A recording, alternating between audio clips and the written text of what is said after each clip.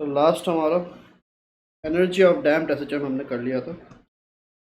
तो we are discussing about free damped oscillation. और free damped oscillation में क्या है कि एम्पलीट्यूड जो है टाइम के साथ साथ घटता रहता है, और जैसे जैसे वो घटता है after a certain point of time वो क्या हो जाता है, रुक जाता है।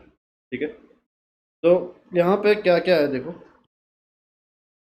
एक तो हमने एक्स वर्सेस टी का ग्राफ देखा, एम्पलीट्यूड वर्सेस टाइम का ग्राफ भी देखा। ठीक है, तो एम्पलीट्यूड क्या था, A naught E raise to the power minus B by two M into T था।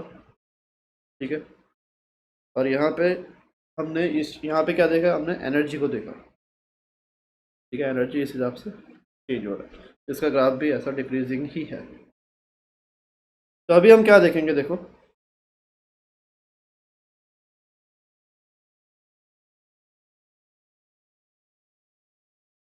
Relaxation time. तो ये हम कैसे डिफाइन करते हैं। तो अगर आप रिलैक्सेशन टाइम दो चीज़ों के लिए आप निकाल सकते हो, एक आप एम्पलीट्यूड का रिलैक्सेशन टाइम, और दूसरा आप एनर्जी का भी रिलैक्सेशन टाइम जो है वो निकाल सकते हो। तो एम्पलीट्यूड का रिलैक्सेशन टाइम क्या है देखो, amplitude relaxation time.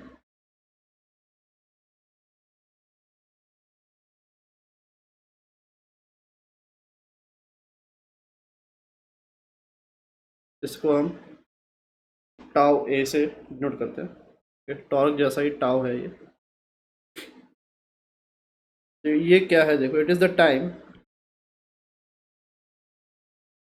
After which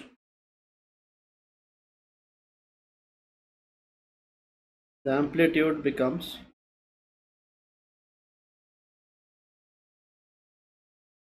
1/e times of the original.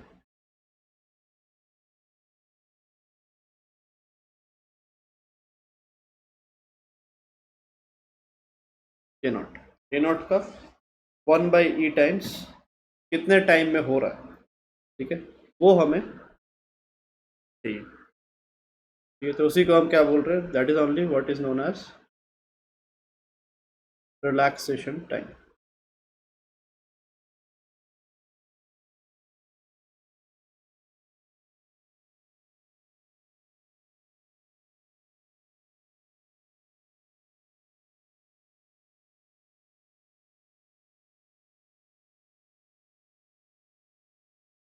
तो इसको हम कैसे निकालेंगे, एम्पलीट्यूड हमें पता है कि A is equal to A naught E raise to the power minus B by two M into T. This is what amplitude is. तो यहाँ पे अगर आप देखो, ए को आप लिख सकते हो ए नॉट व्हेन टाइम आपका रिलैक्सेशन टाइम टाउ ए के बराबर होगा, देन ए कितना होगा, A would be A naught upon E. ठीक है, ये आपका रहने वाला है। तभी देखो आप ए नॉट बाई ई अगर आप पुट करो एम्पलीट्यूड की जगह, यहाँ पे आपको टी की जगह टाउ ए पुट करना पड़ेगा। कितना क्लियर है।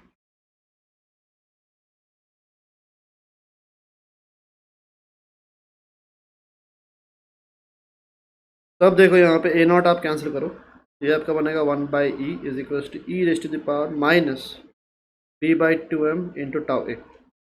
इसको आप ऐसे ले सकते हो 1/e is equal to 1/e to the power B by, minus को हटाने के लिए रेसिप्रोकल कर दिया आपने। ये इसका मतलब क्या है, ये और ये आपका इक्वल है, therefore e is equals to e to the power b by 2m into tau a। तो ये दोनों कब इक्वल होंगे, जब दोनों का पावर सेम होगा। तो यहाँ से आप ये निकाल सकते हो, therefore b by 2m into tau a is equals to 1। यहाँ से tau a कितना आएगा, relaxation time 2m by b। Amplitude का रिलैक्सेशन टाइम यही होता है। ठीक है, तो इस चीज़ को आप लिख लो। क्लियर है, ये समझ में आया सबको।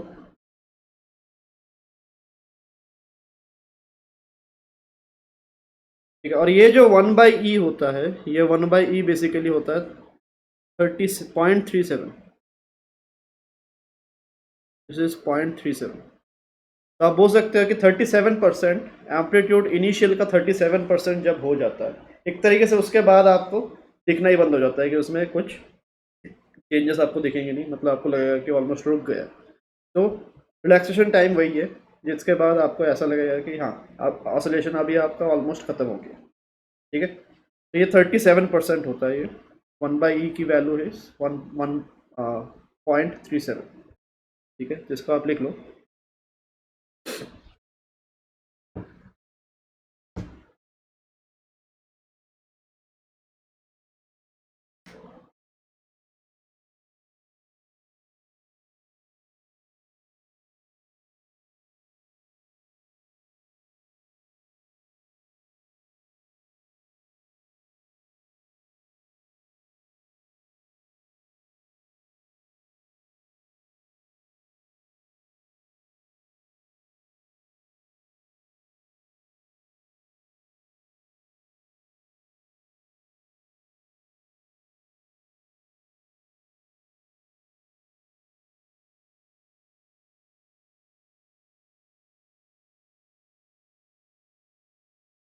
बताओ, लिख लिया?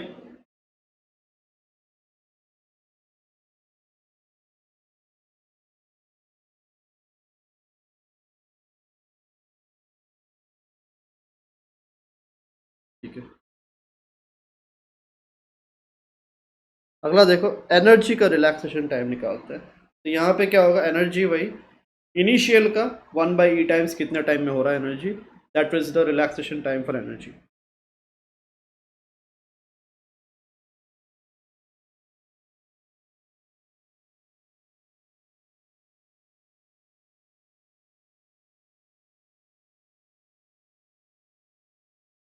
ये आपका टाउ ई हो गया basically.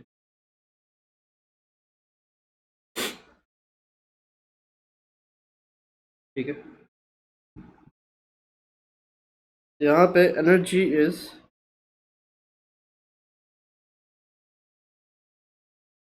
Half K A naught square E to the power minus B by M होता है, यहाँ पे 2 नहीं होता, इंटू टी। ये हमने देखा था। इनिशियल एनर्जी कितना है? Initial energy this is equals to half K A naught square. ठीक है, तो when T is equals to tau E, जब टाइम आपका रिलैक्सेशन टाइम के बराबर होगा, देन एनर्जी ई आपका हो जाएगा 1/e times of initial energy. ठीक है, क्लियर है ये चीज?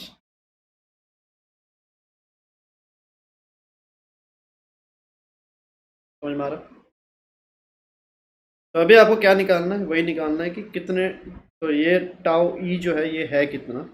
तो बस एनर्जी वाली इक्वेशन पुट कर दो, energy is equal to half K A naught square E to the power minus B by M into T. तो when T is equal to tau E कितना होगा? ई would be half K A naught square, ई आपका होगा 1/e times half K A naught square. इसमें put करो।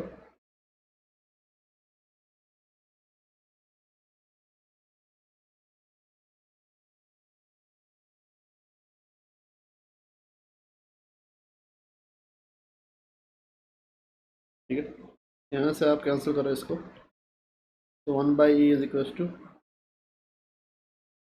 ये, तो वापस आप रेसिप्रोकल लेके टी की जगह भी टाउ ई होगा।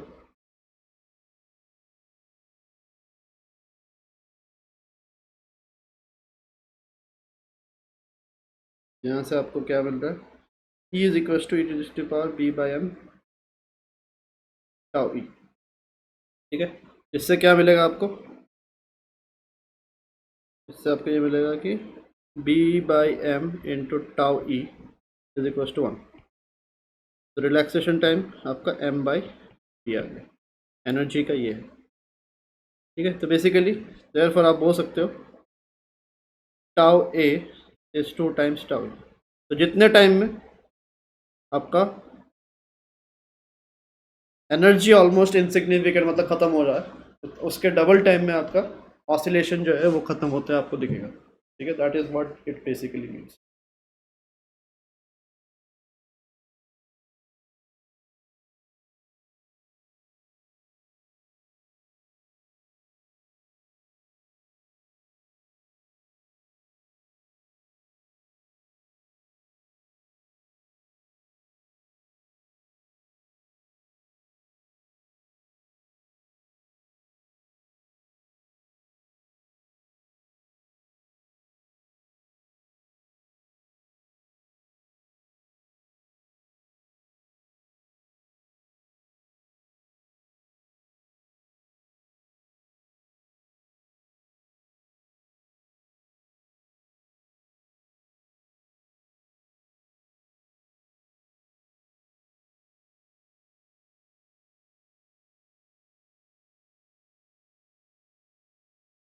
हो गया?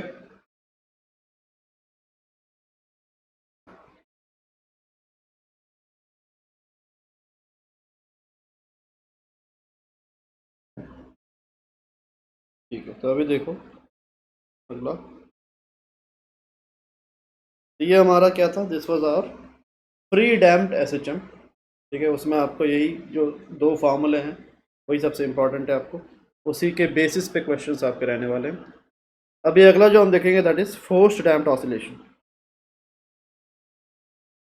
तो इसमें फ़र्क क्या है कि आप रेगुलर इंटरवल बाद बाद एक एक्सटर्नल फोर्स प्रोवाइड करोगे जिससे ये इंश्योर होगा कि oscillation continues to go on.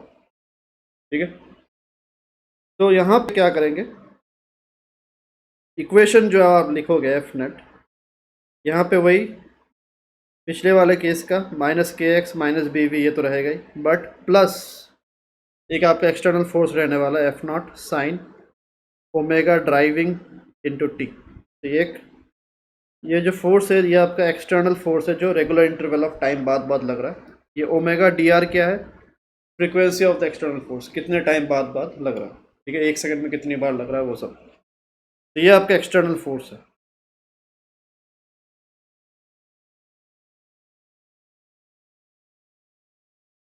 Acting at regular intervals.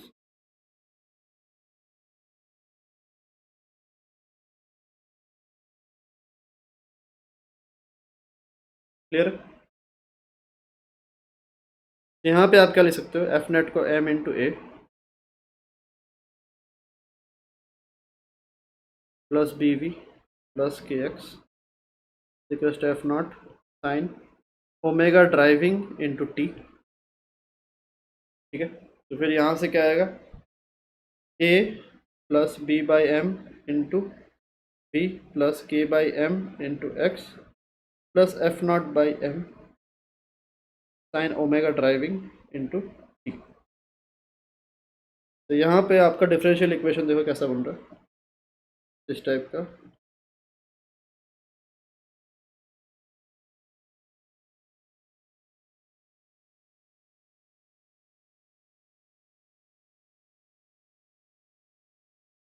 ये this is your differential equation.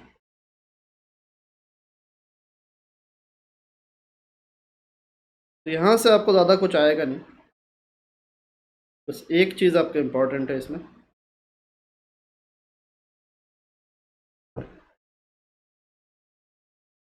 यहाँ पे एम्पलीट्यूड ऑफ एसएचएम। ठीक है, इसका एम्पलीट्यूड क्या निकल के आता है, it turns out to be F naught by m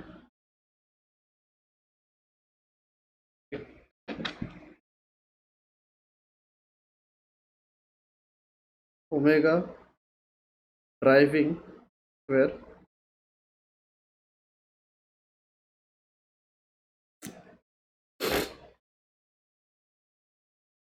omega driving square minus omega naught या ओमेगा नेचुरल आप बोल सकते हो, इसका whole square plus V/m into omega driving जो है उसका होल स्क्वायर, इसका अंडर रूट, ये उसका रिजल्ट निकल के आता है एम्पलीट्यूड का।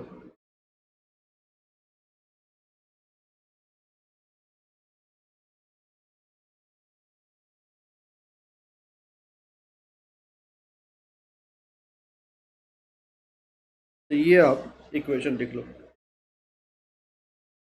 ये इसका प्रूफ नहीं है, इसका बस रिजल्ट आपको यहाँ पे इम्पोर्टेंट है।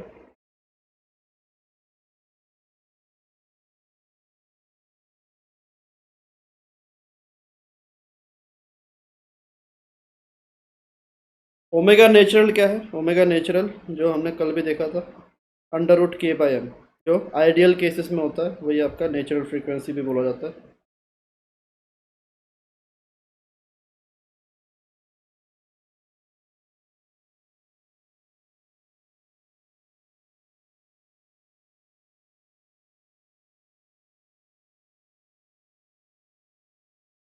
और ओमेगा dr क्या है? Driving frequency.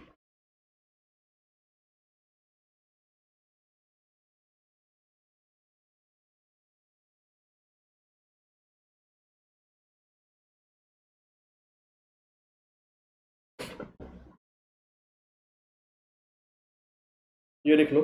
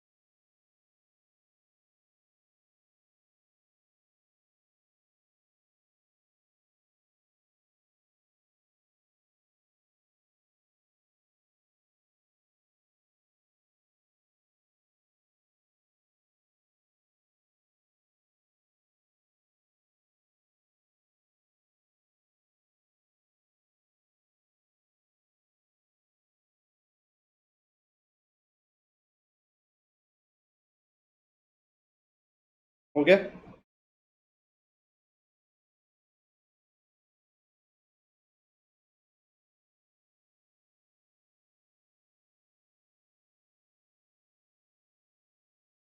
यहाँ पे देखो, अगर ओमेगा नेचुरल जो है ये आप चेंज नहीं कर सकते, ठीक है, बॉडी के शेप के साथ साथ वो डिसाइड हो जाता है ओमेगा नेचुरल कितना होगा। तो दिस इज अ कांस्टेंट, ये सब भी कांस्टेंट है। यहाँ पे आपका जो वेरिएबल है वो ओमेगा ड्राइविंग है। तो ओमेगा ड्राइविंग को जैसे जैसे आप चेंज करोगे उसके हिसाब से एम्पलीट्यूड भी आपका जो है चेंज होता है। जिसका ग्राफ अगर हम देखें एम्पलीट्यूड वर्सेस ओमेगा ड्राइविंग का,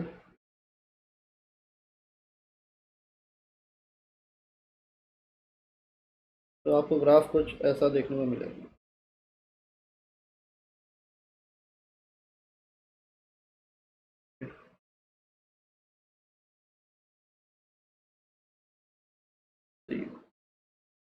these are graphs for different values of B. Damping coefficient के अलग अलग वैल्यूज के लिए हमने दो ग्राफ्स बनाए हैं। बट यहाँ पे अगर आप देखो पीक जो एम्पलीट्यूड मिल रहा है, मतलब मैक्सिमम एम्पलीट्यूड कहाँ पे है, उसको अगर आप देखो वो एक ही ओमेगा ड्राइविंग पे रहता है, जब ओमेगा ड्राइविंग और नेचुरल फ्रीक्वेंसी मैच कर जाता है। ठीक है, अगर किसी तरीके से जो एक्सटर्नल फोर्स आप लगा रहे हो, ठीक है, उसकी फ्रीक्वेंसी और जो बॉडी की नेचुरल खुद की फ्रीक्वेंसी है, इन दोनों में अगर आपका परफेक्ट मैच बैठता है तो वहाँ पे क्या होता है, बॉडी बहुत ही विगरसली ऑसिलेट करना स्टार्ट कर जाता है। ठीक है, तो ये कंडीशन जो है इसको क्या बोलते हैं, this is called the resonance condition. Resonance condition पे क्या हो रहा है, देखो ये क्यों हो रहा है ऐसा। देखो, जब ओमेगा ड्राइविंग और ये ओमेगा नेचुरल इक्वल होंगे तब डिनोमिनेटर में ये टर्म क्या बन जाएगा, ये आपका जीरो बन जाएगा। तो जैसे ये जीरो बना, डिनोमिनेटर आपका क्या बन जाएगा, लीस्ट। डिनोमिनेटर अगर लीस्ट बना तो उस टाइम पे एम्पलीट्यूड क्या होगा, मैक्सिमम। ठीक है, तो इसी चीज़ को जिस ड्राइविंग फ्रीक्वेंसी के लिए आपका एम्पलीट्यूड मैक्सिमम होता है ऑसिलेशन का, that is known as the condition for resonance. ठीक है, तो when omega driving and omega natural match each other,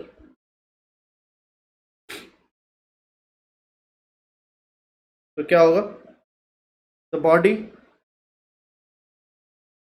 starts to oscillate vigorously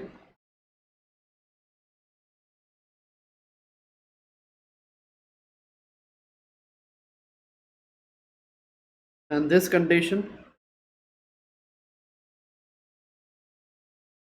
with very high amplitude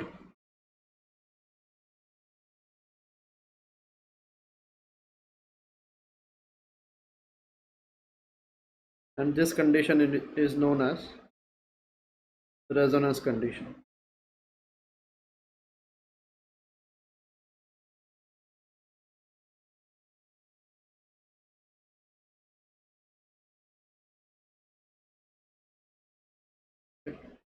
तो इस पे आपके क्वेश्चन आते हैं।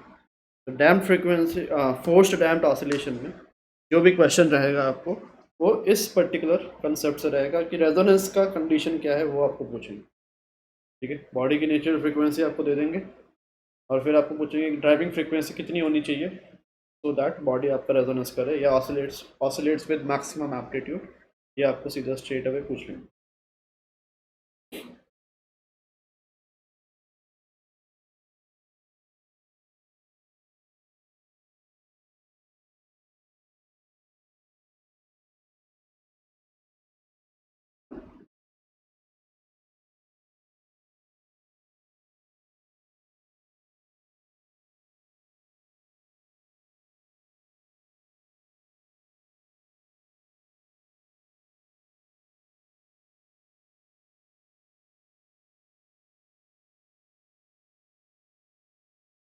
ठीक है, तो इसके कुछ एग्जांपल्स, रियल लाइफ एग्जांपल्स अगर आप देखो तो क्या होता है, अगर किसी का घर स्टेशन के बहुत पास है, ठीक है, या मान लो उसके घर के बहुत ही पास से आपका अगर ट्रेन जाता है, तो क्या होता है, जैसे ही ट्रेन गुजरता है तो वो ग्राउंड पे कुछ वाइब्रेशंस क्रिएट करता है अपने खुद के इंजन की वजह से।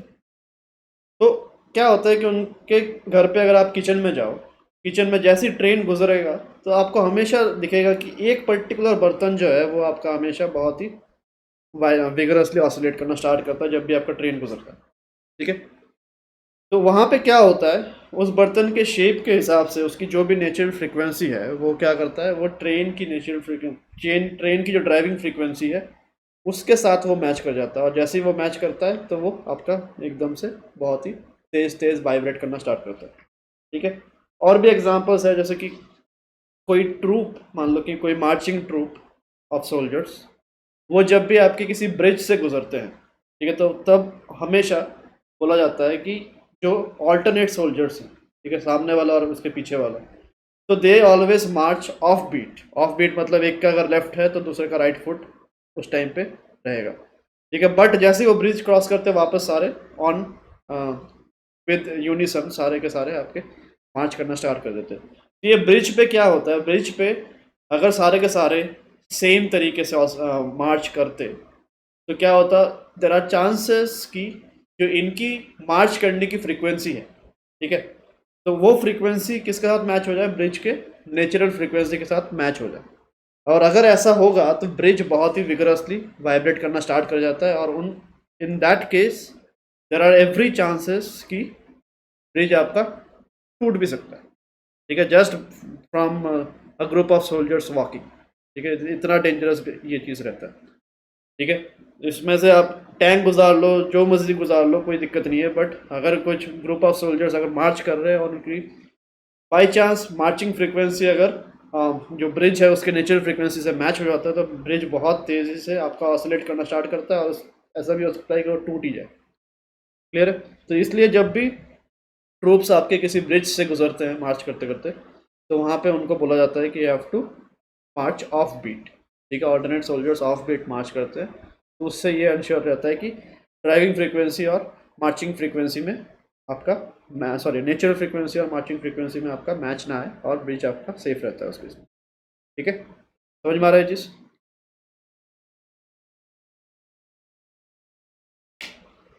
तो दिस इज अबाउट डैम्प्ड आपका ऑसिलेशन, डैम्प्ड एसएचएम। तो अभी लास्ट बस एक टॉपिक आपका बचा हुआ है, that is addition of two SHM in the same direction. तो अगर आपके पास दो सिंपल हार्मोनिक मोशन है एक ही डायरेक्शन में, तो उनको कैसे ऐड किया जाता है?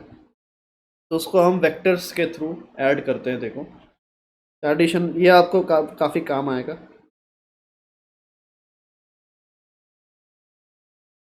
एडिशन ऑफ टू एसएचएम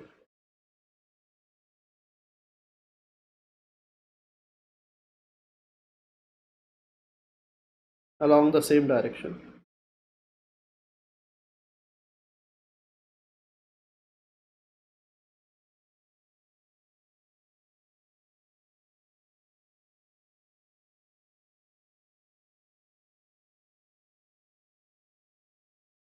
ठीक है, तो मान लो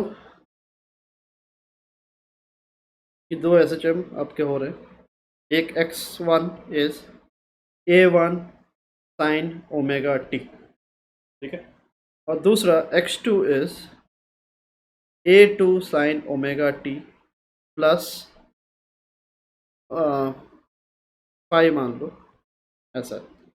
अब इन दोनों को जब ऐड करेंगे, एक्स नेट कितना होगा? अगर x net x1 plus x2 है तो नेट कितना होगा? तो ये जो नया ऑसिलेशन बनेगा इन दोनों के एडिशन से, उसका एम्पलीट्यूड कितना होगा और उसका फेज डिफरेंस, इनिशियल एपॉक वगैरह वो सब चीज़ें कितना होगा, वो सब चीज़ें हमें यहाँ पे निकालनी है। तो यहाँ पे क्या करोगे, आपको इसको सबसे पहले एक वेक्टर में कन्वर्ट करना है और फिर इसको भी एक वेक्टर में कन्वर्ट करना है और फिर वेक्टर एडिशन हम करेंगे। ठीक है, तो कैसे किया जाता है देखो। अगर सबसे पहले हम वो वाला उठाते हैं जिसका कोई फेज डिफरेंस ना हो, मतलब कि साइन ओमेगा टी वाला जो टर्म है उसी को हम प्रेफर करते हैं उठाना। तो इसको हम रेफरेंस मानते हैं, तो ये आपका रेफरेंस वेक्टर है।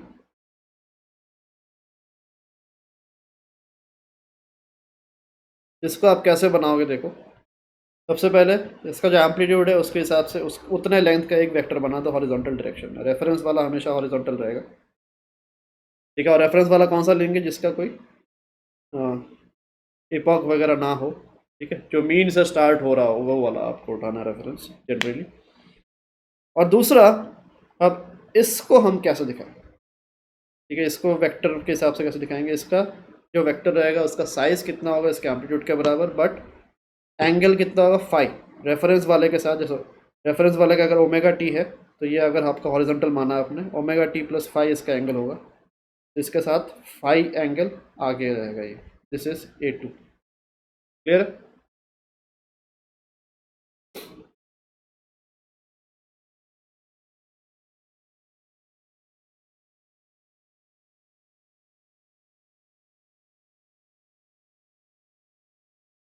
हो गया?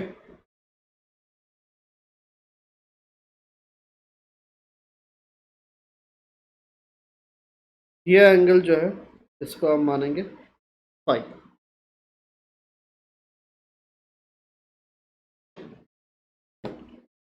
तो अभी क्या करना है आपको? आपको कुछ नहीं करना, बस इन दोनों का रिजल्टेंट निकालना है।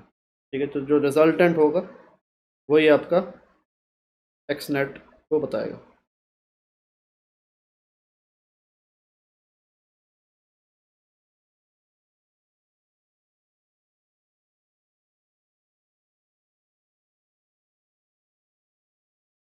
तो ये आपका ए नेट हो जाएगा। ठीक है, तो ये ए नेट कितना होगा?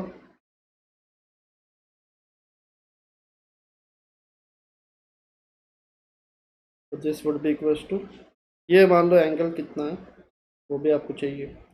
पहले ए नेट निकालते हैं। ए नेट क्या होगा, वेक्टर एडिशन कैसे होता है, पैरेललोग्राम लॉ, अंडर रूट कितना होगा a1 square plus a2 square plus 2 times a1 a2 cos five, ऐसा ही होगा, बताओ।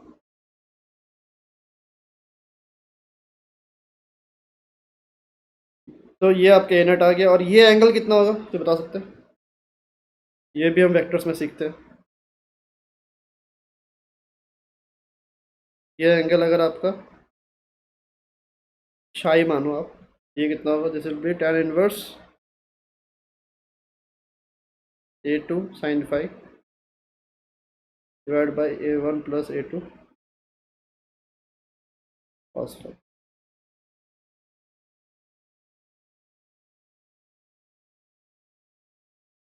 ये पैरेललोग्राम लॉ में हमारा बेसिक चीज़ है। तो देयर फॉर एक्स नेट क्या होगा, अब जैसे ही आपको मिला, अभी आपको क्या क्या चाहिए, ए नेट चाहिए और ये वाला एंगल चाहिए। तो एक्स नेट क्या होगा, X net would be A net sine, अब देखो इसका कितना होगा, इसका एक्स नेट का एंगल कितना होगा, देखो नेट वाला रेफरेंस वाले के साथ शाई एंगल बना रहा है, तो इसका एंगल कितना लिखेंगे, ओमेगा टी प्लस शाई लिखने वाला, क्लियर है चीज़। तो ये आपका इन दोनों का रिजल्टेंट होगा, इसको और इसको ऐड करने के बाद this is what result you get.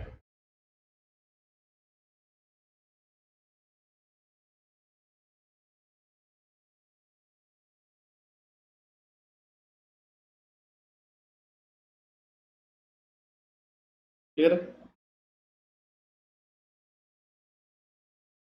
तो ये आप लिख लो, ठीक है। तो इसको मेथड ऑफ वेक्टर्स या मेथड ऑफ फेजर्स भी बोलते हैं।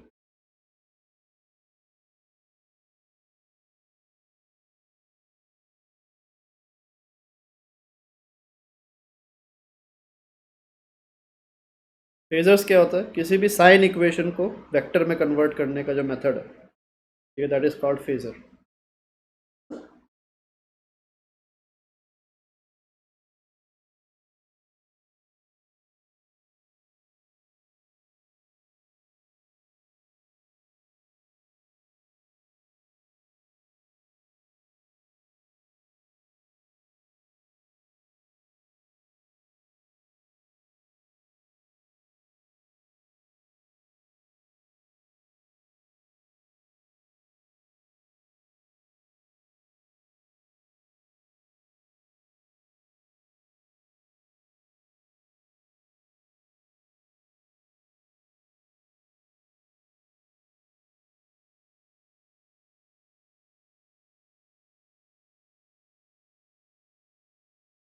लिख लिया क्या इतना,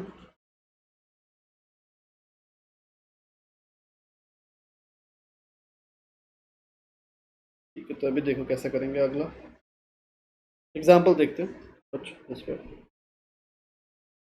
मान लो आपको ऐसा दिया हुआ, x1 is 3 sin omega T and x2 is 4 cos omega T, इन दोनों को ऐड करना है, तो हमारा रिजल्ट क्या होगा, that is what we need to find.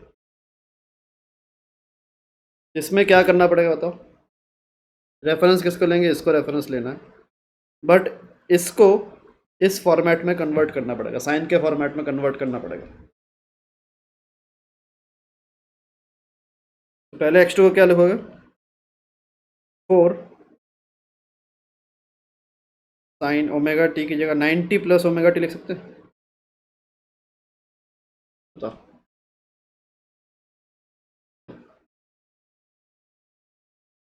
कितना क्लियर, x2 आपका आएगा 4 sin ओमेगा टी प्लस 90, ठीक है। बाकी कोई और एंगल अगर दिया होता तो फिर आपको कोई दिक्कत नहीं था, होता तो स्ट्रेट अवे लिखा होता, इसी में आपको ऐसा आएगा। तो क्या करोगे, सबसे पहले रेफरेंस किसको लोगे, this will be your reference,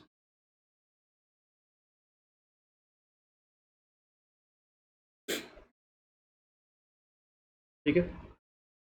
इन दोनों को जब आप ऐड करोगे तो क्या होगा?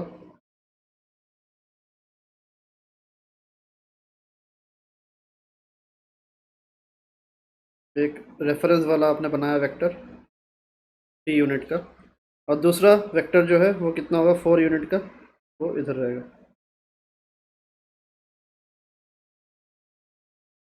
ठीक है।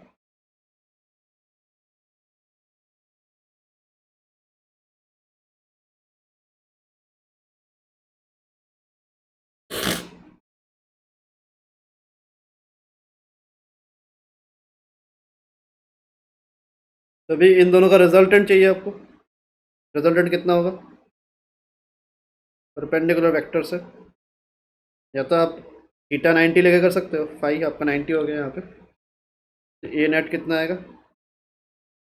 ए net would be equals to under root 3 square plus 4 square plus 2 × 3 × 4 phi कितना है? फाई 90 कॉस 90, इसमें आप पुट कर दो। ये कितना आएगा? कॉस 90 0 होता है, 3 स्क्वायर प्लस 4 स्क्वायर, बस इतना आएगा, ये आपका 5 आएगा। क्लियर है चीज़?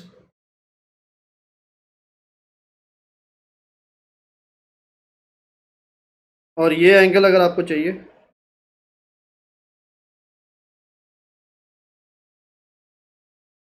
ये एंगल कितना होगा? क्या ये आपका tan इनवर्स कितना था?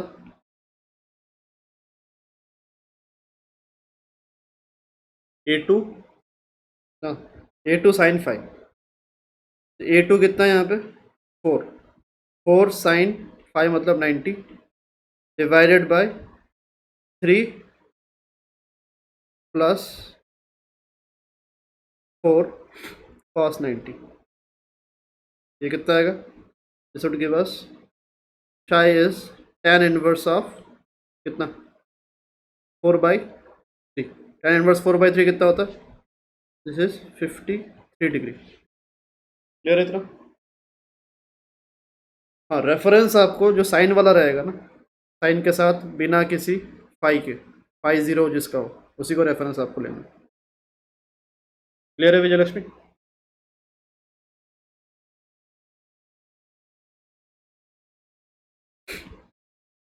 यहाँ पे एक्स नेट दे, फॉर एक्स नेट कितना होगा? X net would be equals to आपको ये 5 sin ω t प्लस 53 डिग्री, ये आपका होगा इन दोनों एसएचएम का एडिशन। क्लियर है? समझ में आ रहा है?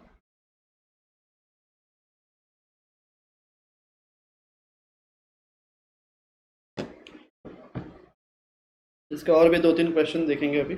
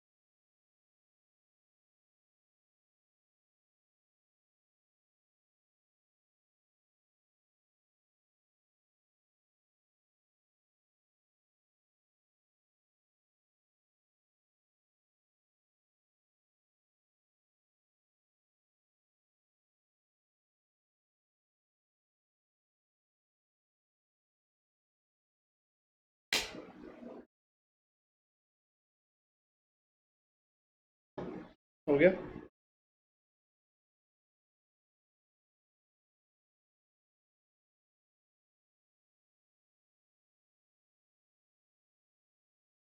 यहाँ पे देखो,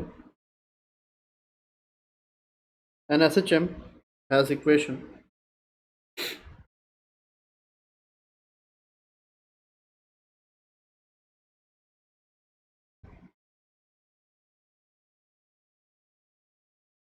x is equals to 4 sin ω t plus 7 cos omega T, ऐसा है। या मान लो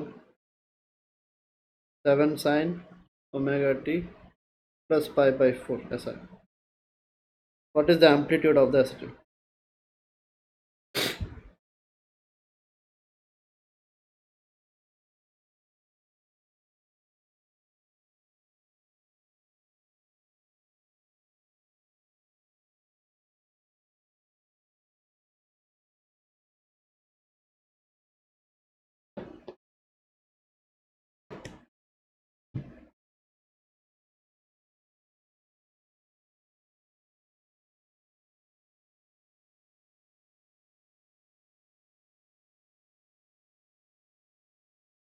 क्या निकालो?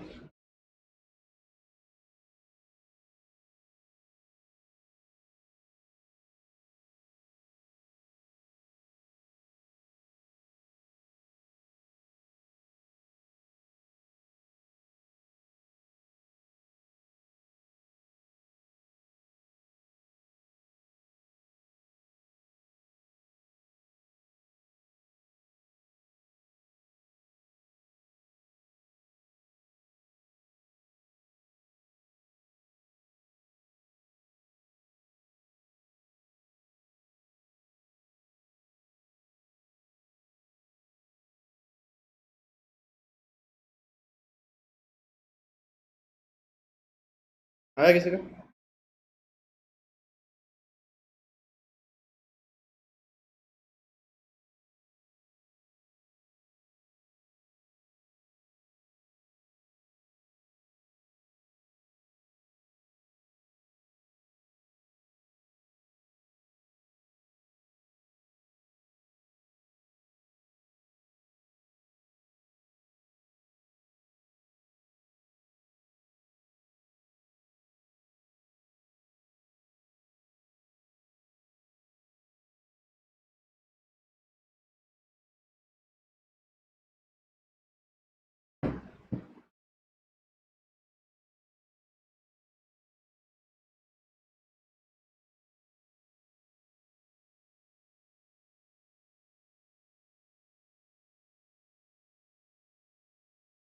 यहाँ पे क्या है देखो, रेफरेंस दो आपके ऐड हो रहे हैं, एक ये, एक ये।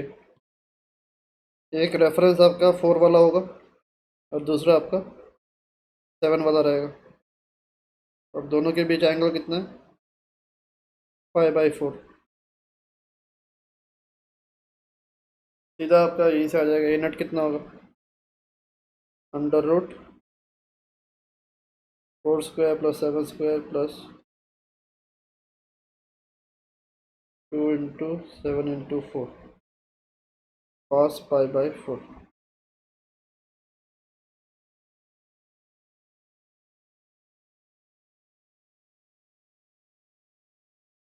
ये 4² + 7²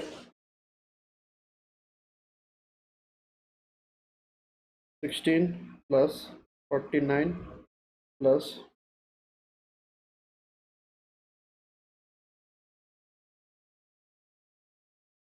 7 × 2 14, 7 × 8 हो गया 56 × 1/50।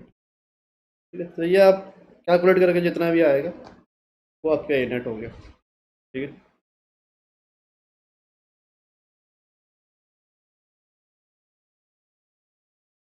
ये आपका ए नेट जो है, दिस वुड बी √65 + 56√2, तब 27√2 हो गया। तो इसका जो भी रिजल्ट आएगा वही आपका रिजल्ट होगा। क्लियर?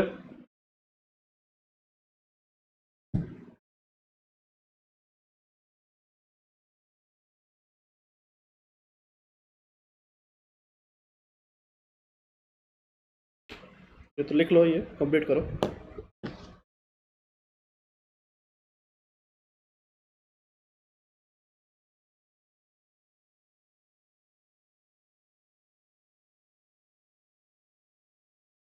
हो गया? लिख भी लिया? ठीक। अब मान लो आपको एक ऐसा दिया हुआ है x = 4 + 3 साइन ओमेगा टी। ठीक है, तो ये अगर आपका एस एच एम है, तो ये एस एच एम कैसे हो रहा है, दैट इज मतलब कि इसका एम्पलीट्यूड कितना है, मैक्सिमम एक्स कितना है, मिनिमम एक्स कितना है, ये आपको चाहिए। तो इस टाइप का जो है, यहाँ पे देखो, इसका अगर ग्राफ में आप प्लॉट करोगे तो बेसिकली क्या हो रहा है, देखो, अगर ये 4 ना होता, ठीक है, अगर ये 4 हमारा ना होता ये चीज़, तो हम क्या लिखते, हम लिखते कि ये हमारा एस एच एम होता।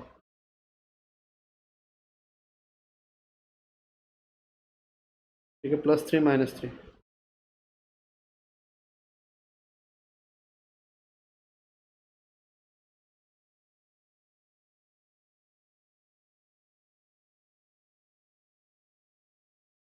ठीक है,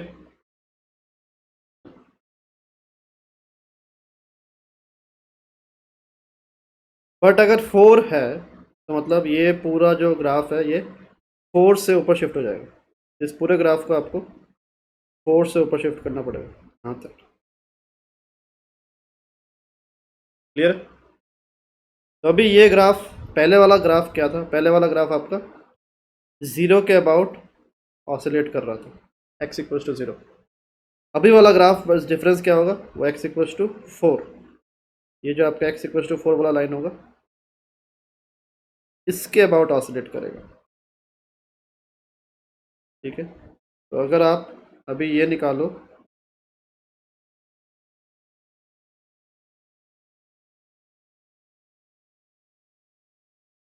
कि मैक्सिमम वैल्यू कितना होगा,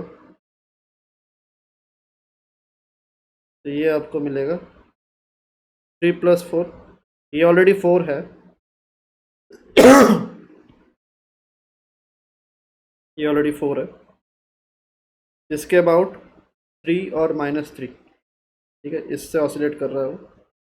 तो मैक्सिमम कितना जाएगा, 4 + 3, x = 7 तक मैक्सिमम जाएगा, और मिनिमम कहाँ जाएगा, x = 1, 4 - 3 1। ठीक है, तो x मैक्स आपका होगा 7, और x मिनिमम आपका होगा कितना, 1। ठीक है, एंड एम्पलीट्यूड कितना है, अभी भी एम्पलीट्यूड आपका 3 है, एंड ऑसिलेट्स अबाउट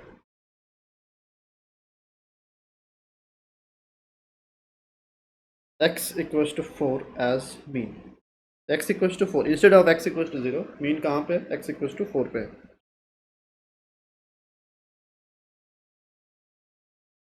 ठीक है, तो अगर नंबर के साथ ऐड किया गया किसी एसएचएम को तो उसका बेसिक मीनिंग ये है। समझ में आ रहा है ये सबको?